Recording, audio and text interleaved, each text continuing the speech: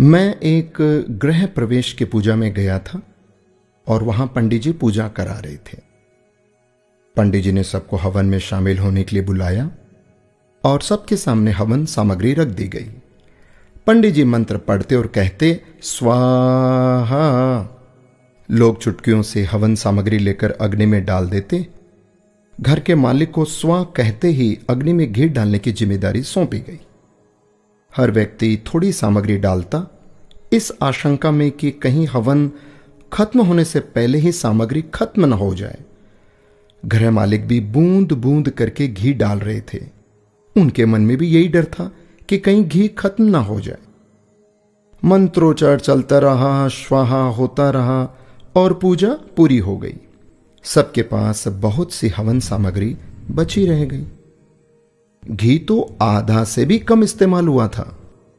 हवन पूरा होने के बाद पंडित जी ने कहा कि आप लोगों के पास जितनी सामग्री बची है उसे अग्नि में डाल दें।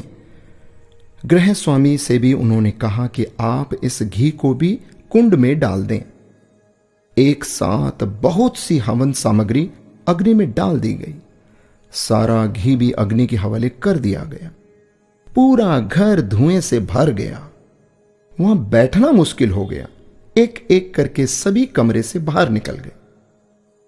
अब जब तक सब कुछ जल नहीं जाता, कमरे में जाना संभव नहीं था। काफी देर तक इंतजार करना पड़ा, सब कुछ स्वाहा होने के इंतजार में। दोस्तों, मेरी कहानी यहीं रुक जाती है। उस पूजा में मौजूद हर व्यक्ति जानता था कि जितनी हवन सामग्री उसके पास है उसे हवन कुंड में ही डालना है, पर सभी ने उसे बचाए रखा कि आखिर में सामग्री काम आएगी या खत्म ना हो जाए। दोस्तों, ऐसा ही हम सब लोग करते हैं। यही हमारी फितरत है। हम अंत के लिए बहुत कुछ बचाए रखते हैं, जो अंत में जमीन, जायदाद, प्रॉपर्टी, बैंक बैलेंस, रुपया, पैसा, फलाना ढिकाना, ये जो इस रूप के भीतर में सब यहीं पड़ा रह जाता है। जिंदगी की पूजा खत्म हो जाती है और हवन सामग्री बची रह जाती है। हम बचाने में इतने खो जाते हैं कि ये भी हम भूल जाते हैं कि सब कुछ होना हवन कुंड के हवाले ही तो है।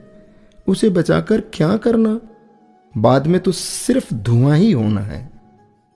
संसार हवन कुंड है दोस्तों, और जीवन पूजा। एक दिन सब कुछ हवन कुंड में समाहित होना है।